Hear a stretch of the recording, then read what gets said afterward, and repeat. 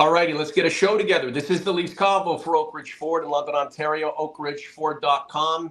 Your next vehicle will be a Ford through myself and by extension, Mike and the Leafs Convo at Norm at Oak Ridge Ford. 0% going on right now. If you want to lease, huge delivery allowances. 3 weeks to go in the month. I'm going to help you get into your next car. In the meantime, we're going to talk a little bit about the Toronto Maple Leafs. Happy Canadian Thanksgiving, everyone. Your Maple Brothers 2-1 to start the season. No power play goals, Mike, but we're not going to lament the negative. Let's talk about the positives. This is a team when firing on all cylinders, and we believe it will get to that point, that is going to be a force to be reckoned with when you kind of weigh it all out. That's my projection. I don't think I'm alone in that projection, and that's just due to the fact that there's just so much damn good personnel on this team. A new head coach who is reinvigorated with the new job. Brad Treliving in his second year. All of the top guys on the team having to play to a capability to not only complete the mosaic of the team, but do the individual things that they need to do to either continue a career, get paid, show them what they're worth. I think it's going to be a nice coagulation of success going forward, and so far, so great. Good afternoon, sir. Good afternoon, Norm. 2-1 record after 3 games. The only really good team, I think, the team that everybody thinks is going to be a playoff team is New Jersey, and they handled them pretty well with a rookie goaltender between the pipes, and we'll talk about that in a minute. But the getting over that, being goalie by Samuel Montembeault in the opening night of the season, and the sort of shock of the Joseph Wall injury and IR stint, 2-1 you would take. And right now, the last 2 games, 4 goals against Pittsburgh, 4 goals against New Jersey. Right. I think everybody would take that. I guess having 4 goalies in the mix is a good thing when you're de facto number 1, can't even make the home opener or the season opener for that matter. It's nice to have choice, not by design, but it's nice to have choice. Yeah, I mean, the injury is sort of shrouded in mystery. I think the thing that's the scariest is that it's the same injury, or at least the same area of injury that prevented Joseph Wall from starting in Game 7 against Boston. It was precautionary from all the reports. It was not something that all of a sudden, he's it's not like, a knee injury or, a shoulder injury where something happened. The back tightened up, and now they're, it's either spasms or whatever. And they're looking at, he'll come off the IR now on Wednesday, but there's probably no chance that he's going to be activated on Wednesday because, according to Craig Berube, he hasn't skated. So, right now, why rush him? Why rush him? Dennis Hildeby got his first NHL win.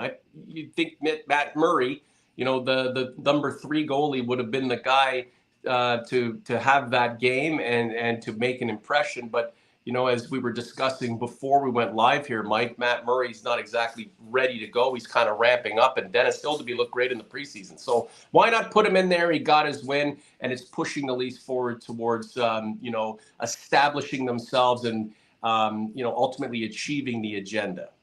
Yeah, I mean, Hildeby had a really good year in the American Hockey League last year. He played well in the preseason.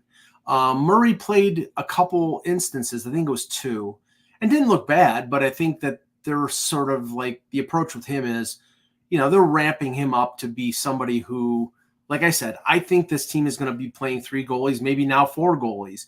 But I think they didn't want to shove Murray in there and have him get injured early on, and then have a situation where you have 2 goalies already on the IR. And I think it was a smart move. They rewarded Hildeby for the good preseason, and he played really well, except for the only thing I didn't like were the goals were late in periods, and those seemed to be crushers. But all in all, he made a couple really nice saves. He's a big kid. He's he has pro experience in Sweden and 1 year under his belt in the American Hockey League. So if they have to go with him occasionally for the next couple weeks while Wall is getting back to the swing of things, then that's fine. Pokey Reese, Dennis Hildeby is not. No. He is an absolute monster. This is the Leafs Convo for Oak Ridge Ford in London, Ontario. OakRidgeFord.com. OG's Converts, thanks for being here. Like the content, subscribe to the channel, watch the ads, check out OakRidgeFord.com for your next vehicle. When you support our sponsor, you support us. It means so much that we have a little bit of a monetary push from the ads that are showcased during our content. And of course, Oak Ridge Ford, Mark Stevens, thank you very much. Happy Thanksgiving to you, sir, and to you, the OGs and converts. Again, I say this repeatedly, but it's true. Without you, we wouldn't be doing this. I can smell the turkey right now, Mike. Canadian Thanksgiving. I mean, it's going to be just a beauty, and I'm sure the other Canadians in the chat and the OGs and converts who are watching us on Sunday, and of course, maybe watching the replay on Monday, are doing and smelling and partaking in the same kinds of festivities that I am right now. So a 1-0 loss, a 4-2 win in New Jersey against Sheldon Keefe and the boys. I'm glad they got that one right out of the way. Right, like get it done. Salute to Sheldon Keefe and vice versa. Move on. Another 4-2 win over the Pittsburgh Penguins, run by another group of people who were instrumental in getting the Leafs to this point. So 2 wins, 1 loss, a bunch of games on the horizon. The power play, though, I mean, I didn't want to lament anything, but this was a thorn in their side through much of last year. No power play goals to start the year. I mean, Mark Savard's, the Mark Savant helping to run this special team, and it really hasn't paid any dividends. Is there worry there, Mike, for you? Just that we belabor this, but it just keeps happening over and over again. And when I mean happening, it's not happening. No goals, and you need to be offensive and you need to be productive when you're up with the man advantage, especially with the kind of offensive talent the Leafs have. I don't think it's something to worry about right now. It's early in the season, and there is some sort of tactical adjustment based on what Guy Boucher did last year, or I think it was Spencer Carberry before him, and now Mark Savard. So there's probably some settling in. Maybe there'll be some switching of the personnel. Remember last game, John Tavares was out ill, so I think they subbed in Max Pacioretty on the first power play. So I'm not overly concerned. I mean, I know like in Buffalo right now, I think they're 0 for 11 on the power play. But that's the Sabres. Right, but the Sabres don't have the firepower the Leafs do, and they also don't have the history of a team that's super bipolar when it comes to having the man advantage. The Sabres had a top 10 power play, and then it went into crapper last year. I'm just using an example of, right, okay. You have a team with offensive talent, but for years Pittsburgh with Malkin and Crosby didn't have good power plays. So it's tactical. It's where you're positioning these players. It's getting the puck to me. I mean, the whole operating system of penalty killing for when it comes to against the Toronto Maple Leafs is deny the puck to Matthews, deny the puck to Nylander in terms of shooting, and make Marner shoot and make Riley shoot. Why? Because they don't have strong shots. So Marner had a great shot last night, and he did. That won the game for them. Yes, he did. But I'm just saying, in general, you would rather have Matthews or Nylander firing the puck on one-timers and not Mitch Marner. So, they're going to have to get over that. So I'm not overly concerned. When they have 5 or 6 power plays in a game and they lose a game by a goal, that's when I'll be concerned. So Austin Matthews is pointless through 3 games. Are we going to sound the alarm bells? Because if we're just setting the penalty kill and the power play aside right now, and we're not going to freak out over that because that's what we typically do way too early. Let's get on Austin Matthews, the new captain of the Maple Leafs, facing way too much pressure, gripping the stick too tight, and it's costing him. He's allergic to the sea. Strip him of it. Give it to Ryan Reeves. Maybe God knows he can't score any less. So what the hell?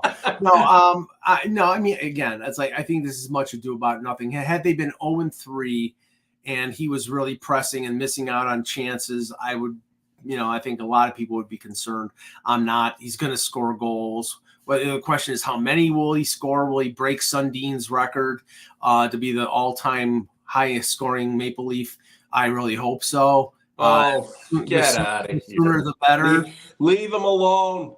Yes, the sooner the better. Nuance. Hey, split up this power play the way Boston did last year when they weren't playing well. Don't see why they can't have two good units they can throw out. And that's from J. Paul Turner. Hey, thanks for being here. Definitely a convert, JT. Nice to see you. If you go 10, 11 games into the season and they're 0-4, they score 1 or 2, then there'll be changes. They'll make some adjustments. I mean, so I know that some people, and I've been impressed with Oliver Ekman-Larsson so far. Mm-hmm. He's got a better shot from the point. This is a guy who scored 20 goals earlier in his career with Arizona. If they think Riley is the problem, maybe they would adjust it in terms of putting OEL on the power play on the number one. Maybe they would put a Matthew Nyes in front of the net, a bigger body, somebody who would absorb some of the punishment or get in front of the goaltender. I mean, these are all possibilities, but it's too early to make those types of adjustments. Why the hell not put a collection of misfits on the power play and see what happens? It's not to rub it in the faces of the big money guys who score 5-on-5. It's just, I don't know, if it's not about the personnel, it's about the tactics. Try something different. It's about the personnel and it's about the tactics. They go one and the same. I mean, you have to have the right type of player to play on the power play to make the power play effective, but you also have the players positioned in the right places to be able for them to be able to be effective. Right. This power play has been top 5, top 10 in the league for a long time. Now, we know that they've had stretches at the worst possible time of the year that when they've been ineffective, especially in the playoffs. Maybe what they're trying to do is make their power play more effective that when it's in the playoffs, to have certain structures that will work. And maybe these players just need time to learn those new structures, learn those new tactics. We'll see. Hey, if there was ever an OG for this project, it's our friend Michael Matthew, going right back to 2018, maybe even before. My question is, we know Berube can coach the average Joe, but can he coach elite players and still have them perform? I mean, look, Craig Berube is not on trial right now, but that's an interesting question, Mike. I mean, we'll find out, I guess. Yeah, I mean, again, I can't draw conclusions about things that are going on with this team after 3 games. I mean, I have a hair trigger when it comes to making assessments, but not even that much. Well, that's why we're saying what we're saying and suggesting what we're suggesting in jest, Yeah, but I see. I get the feeling that some of these critiques are not in jest. I think that that was the question. Go ahead. No, Mike simply asked the question. I mean, that's kind of what we're doing on a show like this. It's Thanksgiving in Canada. We're having some fun. There's really not a lot of content to sink our teeth into. We can lament things, we can celebrate things, but we're kind of in a no man's land when it comes to real concrete understanding of where this team is going to be. I mean, after 30 games, we may not fully know because there's another 52 to go.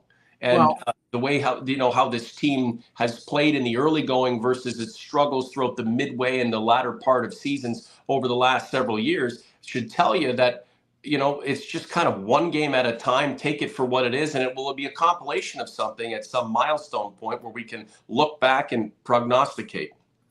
I've said it so many times that people are probably sick and tired of hearing it from me. The season is meaningless. It's meaningless in the sense that you get into the top 8. You need it's like Willy Wonka and the Chocolate Factory and the Golden Ticket. You need the Golden Ticket to get into the Chocolate Factory, but then to get the everlasting gobstoppers or whatever the hell. I mean, it's been ages since I saw that movie. But the whole point here is you need to get into the show, but then you need to win and play the right way in the show. right now, I'm not concerned. They've won 2 of the last 3 games. They won 2 of the first 3 games, excuse me. If they're, 10 games over 500, they have 100 points, they're going to be in the playoffs. Okay, right. Then the real season starts. That's when the evaluation begins, when they play Florida or Tampa or Boston in the first round. If they win, the season's a success. And most people want them to win more than 1 round. If they win a round, the season's a relative success. If they lose, it's a disaster. That's simply, I'm telling you right now, nobody cares a good goddamn about this team until it gets the middle of April and they're in the playoffs. And until then, we'll get high as a kite when they've won 10 in a row and think they're never going to lose. And when they've lost 3 in a row, everybody thinks they suck. That's just the reality of being a professional sports fan and a Maple Leaf fan. But between now and then, Mike, we need content. We need content. And we'll talk about it. I'm going to get to Chris Daniels in a second. Michael Borland. What if they put Nyes in JT's spot on the power play? He's a big body to put in front of the net. Again, we are not dissecting the power play because it's an absolute failure. We're expecting that to be the case in another month or 2. But as of now, I mean, you've suggested this before about Nyes being just kind of a really versatile, utilitarian kind of dude because he's so young, he's so effervescent, he's so fast, he's so big, and he's so new, right? I mean, it's not like he's ingrained in a way. I mean, you're helping to formulate a career and a style for a guy who's just like almost like a piece of wax that you can mold. Why not give him that opportunity? Well, I mean, I think there are a number of encouraging things right now. Nyes being on that top line and playing the way he's played, I think is one of them. I mean, you're talking about a big, fast, strong, top 6 forward. It's like this is the type of player that the Leafs have been looking for years, and it's somebody that they drafted, and somebody that they've developed, and somebody that they're probably going to pay big money to. Maybe even as early as this year, if they sign him to an extension, which I think they're probably working on. He's the kind of guy. He's the kind of guy. If Nick Robertson were, things would be different for Mr. Robertson, right? I mean, but Robertson has played well. I mean, if you look at the goal, the Pacioretty goal in New Jersey, it was created by an offensive dash by Nick Robertson. I mean, I'm not trying to take you out of your train of thought. What I'm saying though is when you're a scrawny dude with decent hands and who can score and play a kind of a one-way game, I mean, you'll get your flowers, but not all of the flowers, right? When you're a guy like Matthew Nyes and you're big and you just offer so much more, including that offense. I mean, hey, you know what? That's just kind of the way the game is. When you have lemons, you make lemonade. And Nick Robertson cannot wake up and be his older brother, Jason, who's 6'2" and 210 pounds. He's going to have to, I think you've seen in the few games that he's played, he's been more conscientious defensively. I think he's been more physical, hustled more. And I think so I think he is putting in the effort to change and be a more complete player. Finish your thought on Nyes. But Nyes is the type of guy that, you've been looking for. You can't get those guys in free agency. If you do, they cost too much. You have to draft them and develop them. And now you've put them with Matthews, you've put him with Marner, and with any luck, he scores 25 to 30 goals. And this is a guy that is a building block for the next 6 or 7 years. So, I mean, I think that's encouraging. I was a little bit puzzled why they didn't play Bobby McMahon in the first game. Then they put him in the second game and he scores a goal. I think a lot of people are thinking, are liking the Steven Lorenz story. Lifetime Leaf fan, big body. I mean, the thing is, he's a big body, crash and bang type of player on the fourth line who can actually penalty kill, who can actually skate, who can actually serve a role.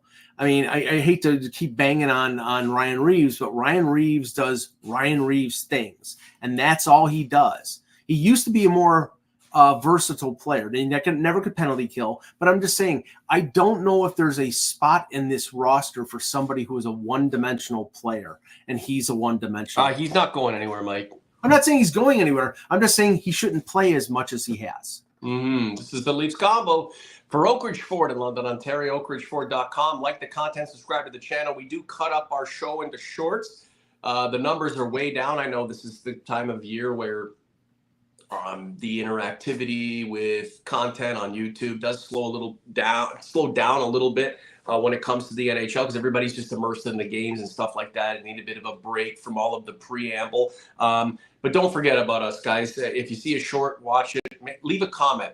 We're really light on comments too. I think it's a lot of times people are in the chat and there's just so much there, and you've said what you've said. Go back below the post, start a conversation. Somebody new might pick up on it, and that helps us grow. What we're trying to do here, and that's just keep the Leafs Convo alive for as many years as we possibly can. Chris Daniels, he is a convert. Chris, I'd love to make you an OG potentially, or maybe I have already. I don't know. You tell me. Biggest positive is how our defense moves the puck now. It's a breath of fresh air. Look, five goals against with the 57 goaltenders to choose from, Mike. But that defensive group, minus a few guys in and out of the lineup, is going to be, a kind of the core of this team on the back end, either pushing it forward or locking it down when times are tight. What's your impression of the defensive group, the way they move the puck and the way they keep it out of their net? Well, I mean, for years, we've said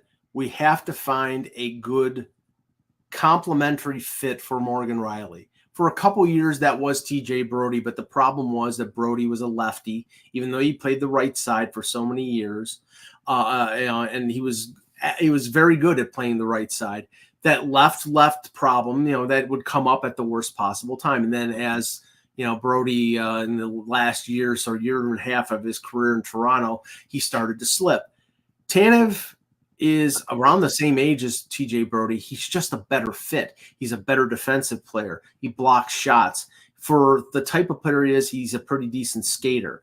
And he just fits well with Rielly. It's a good pairing. And I think Rielly eventually, throughout the year, will benefit from that in terms of converting that into offensive chances. The second pairing right now, McCabe and a lot of people there was a panic. Oh my God, Ekman Larsson looks terrible in the preseason. He's a veteran, and it's the preseason. Again, no one gives a crap about it. It's sort of like to get your blood flowing and to get used to your defensive partner. Now, 3 games into the regular season, him and McCabe have played really well together. Mm-hmm. I don't think anybody's complaining about that. The interesting aspect right now is the bottom pairing. Simone Benoit, still think he's a decent defenseman. Bottom pairing, fine. He's taken way too many penalties. I think it's now 4. Is that because he plays a rough and tumble kind of game? And isn't that what you want in lieu of, Ryan Reeves? No, I think he is a rough and tumble guy. That's the type of role he's going to play. But I think it's more the fact that he's getting used to a new defensive partner. When last year he played most of the year with McCabe, I think there was a level of comfort there. And now, I think that may contribute to him taking a few more penalties than he normally would. The big thing right now is, Connor Timmins has played all 3 games. I'm surprised by that. Yeah, I thought Connor Timmins was being placed on waivers because Connor Timmins, I didn't think, played very well during the preseason. Now, coaches have different evaluations and people are watching the games and, that's size back there, Mike. That's size. They watch practice. Well, the problem is not with Connor Timmins has not been ability. He's got a lot of talent. It's been availability. Remember, he had a job. He was probably the number 5 or 6 defenseman on his team last year until the last game of the preseason, and then got hurt and then didn't come back until I think the middle of November. So ability has never been his issue. It's the ability to stay healthy. And so far, so good. But right now, the big question is, you're carrying 8 defensemen. It'll be 9 when Hakanpää comes off LTIR. There's not room for 9 defensemen. And the guy who seems buried right now is Timothy Lilegren. Yep. And all the indications is that Brad Treliving maybe trying to trade him. They have almost $4 million on LTIR. They have to clear some of that space to activate guys like Connor Dewar and Kali Yarncroke. And if they traded Lilegren, then they would open up a significant amount of cap space. But clearly, Lilegren is not a fit with what Berube wants to do. I mean, he's carrying Philippe Myers on the roster along with Hakanpää when Hakanpää is healthy. These are all big defensemen. Yeah. And every one of the Leafs defensemen outside of Lilegren, I don't know what his height is, but just looking at that, okay, but they're all 6 foot. They're all 6+. I mean, they want big established guys back there. It doesn't mean Lilegren can't be a good NHLer somewhere, but it's I wouldn't say it's evidence, but the indication is that it will likely not be in Toronto. Yeah, I mean, Elliot Friedman says they're trying to move him. I mean, I don't think it's going to be a problem to move him because now you could say you want to move him and you want to get value for him. That's a different thing. Moving him is fine. Moving him, you'll be able to do that. Mm-hmm. If you're trying to get a first-round pick for him, forget it. If you're trying to get a young defenseman back, probably forget it because you'd probably get a second, third round pick, maybe I don't think they want to take salary back. So if it's draft picks, remember they only have a second round pick and then their next pick is in the 5th round next year. So could they take a couple draft picks for them? Sure. And there are plenty of teams out there that have a boatload of draft picks. So I think in the end, that's what's going to end up happening. I was talking to somebody yesterday who said, you watch, they trade him and he'll go someplace else and be an all-star. And that's life. That's the risk you take, Mike. But no, it's life, sure. But it's also talent. You're hanging on to the guy in hopes he one day becomes an all-star when he's in the way and really not fulfilling the need for this team. That's the thing. If the guy is a talented player, then you keep him and you make it work. Now, if he doesn't fit a certain system, then I get that, but Leaf fans and fans that are much older than me, and I'll use this example, and I know you'll probably giggle, but Randy Carlyle, when he was a player in the 70s. Oh, the Leafs got rid of him. I mean, look what they got rid of. He had a great playoff in 78. They traded him for Dave Burrows because they were looking for a veteran defenseman because they thought they were cup contenders, and they were. But they traded a young defenseman, and then 3 years later, he won the Norris Trophy. So, be sure that you're giving up the guy for the right reasons. If he's not a fit, fine. It happens all the time in sports. But get value for him. It happens all the time in sports. So here's the question: how do you manage this situation?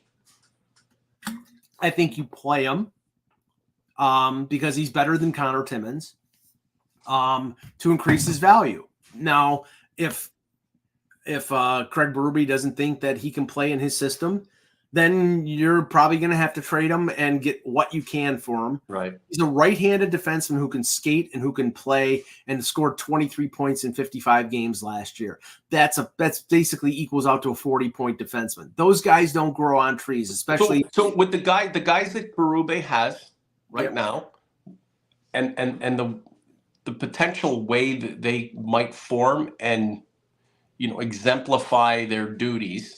What do you think Berube is trying to establish back there, and why doesn't Lilegren at this point appear to fit into that? Berube likes big, tough defensemen. There you go. Right, see, that's the thing. I mean, okay, now some people said, well, then why did you sign Lilegren to a 2-year deal over the summer? Well, because he's a right-handed defenseman. He's a talented defenseman. You don't let he's an asset. You don't let those guys walk away. Is he not working hard in practice? Is he not? No, I don't think he's just not a fit with their system. Right. Now he'll be a fit with somebody else's system. But what you have to hope for is that you can get value and you can get somebody who can help you, or draft picks that can help you down the road. I think it's going to be draft picks. I think it's going to end up being they want to open up cap space to be able to activate some of their players that are on long-term injury. I think in the end they'll end up getting probably either a second round pick or a third and a lower pick. because, like I said, they have 4 picks in the draft next year. So that's so Mike Lilegren was a first-round pick. Yeah. 8 years ago, 7 years ago. Like, it's just, should it take this long to establish yourself as someone who can, make major money and be someone who can eat up major minutes and do what it takes? Like, or maybe it is a change of scenery for his own sake. Well, that's just the way it is. Rasmus Sandin was traded by the Leafs not because he wasn't talented, but because he was a power play guy, a guy who probably his skill was, I would say, being a power play quarterback. And they have Morgan Riley, so they didn't need him. They were going to have to pay him eventually, and right. if he's sort of redundant, they traded him to Washington and got a first-round pick, and that first-round pick turned out to be Easton Cowan. Right. So that's a beneficial trade. Now here, Lilegren, I think, has been slow walked. I think Sheldon Keefe, in terms of, holds a lot of responsibility in terms of him not having a bigger role, because clearly Sheldon Keefe never trusted him. He didn't trust him. He trusted him at the Marlies level, but never gave him, like, he was always on a short leash when it came to playing in the playoffs. I mean, now, did that hurt him in terms of his development? Probably. But that's the struggle. That's the struggle. The way you believe a player, I mean, at the top, from a corporate perspective, a player should be nurtured, evaluated, and then given opportunity, versus what a coach is trying to accomplish. The coach is not only there to win games, but to survive, right? And if he's looking at somebody, development be damned, who he believes cannot provide in that moment, that's going to set the player back. So you have 2 dynamics going on, 2 agendas that are not aligned properly. Mike, I hate to cut you off, but we got to get moving here. Chris Daniels, Timmins needs a good run of 30 games to see what we have. Spike 11 always has an opinion. Timmins is a seat filler. Leafs need to upgrade. I don't want to belabor it too much more. What I will say, though, is I like that there are just a variety of forwards, a variety of defensemen, certainly a variety of goaltenders to make this season interesting, right? It's just not the puck goes to Austin Matthews and he's got to score. There are a variety of guys, and there are players who might be able to elevate. Maybe there's a little bit more offense back there when they get established when you're looking at the defense. Maybe Hildeby starts to run with it. There's a lot of storylines here, but central to it all, and I use this word a lot, mosaic, the collection of the guys when running properly and doing what it as a collective is supposed to, is better than most teams in the league on paper, and should be in real time, actual time. Mike, last word to you, then we'll just have a quick look at the games to come, and I'm going to go finish making that turkey, man. Organizational depth is a beneficial thing. But in the end, you need your core players to play when it comes time. And again, get through the 82 games, get into the playoffs, and then see where this team is.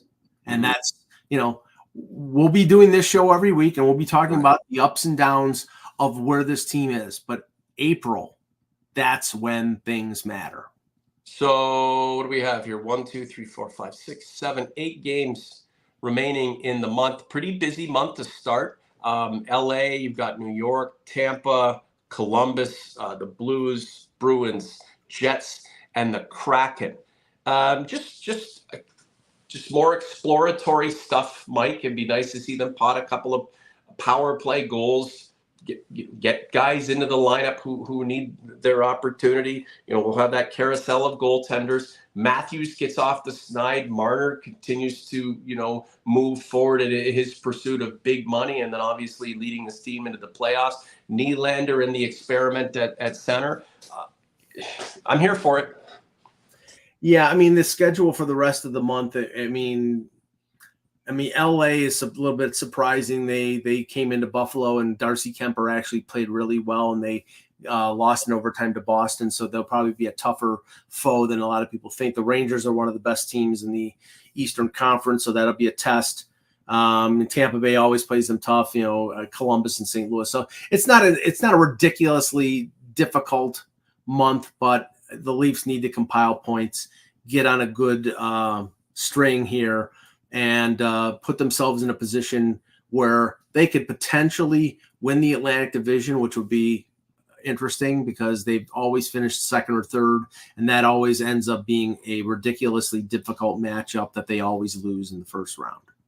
OG's Converts, like the content, subscribe to the channel. We really do appreciate you being here. If you're in Canada, happy Canadian Thanksgiving to you. If you're in the United States, happy Columbus Day. Mike, is that still okay for me to, bring that up and wish goodwill that particular day? It's okay for me, although I think that's Indigenous Peoples Day, but that's politically correct bullcrap. So I'm okay, and I'm Italian, so I'm saying Happy Columbus Day. Okay, I see there's some comments and questions in the chat that I think should be asked at another point during the season. So remember what you're asking, guys. Write it down, put it into a sticky note, a note on your laptop or your phone. And then we can revisit some of these questions as we get later in the year, and then we have other reasons to answer them. Lots of turkey, stuffing, potatoes, carrots, corn, gravy, the whole shebang. For me, pumpkin pie. I'm super excited to get into it because we're having a good time. Joe Shedler, I'm going to throw him in there. Happy Turkey Day, Norm,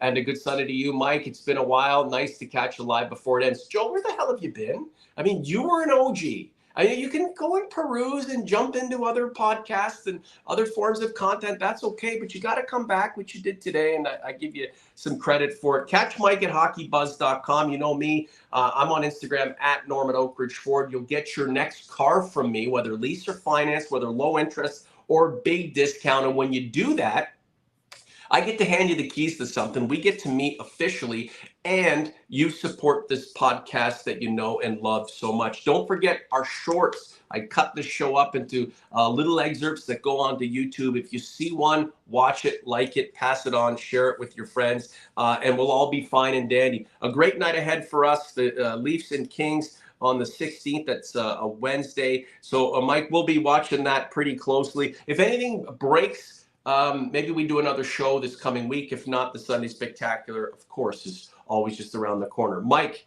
thanks so much, man. Have a good weekend. For Mike, I'm Norm. The Leafs Convo is out. Happy Canadian Thanksgiving, everyone. Talk to you soon.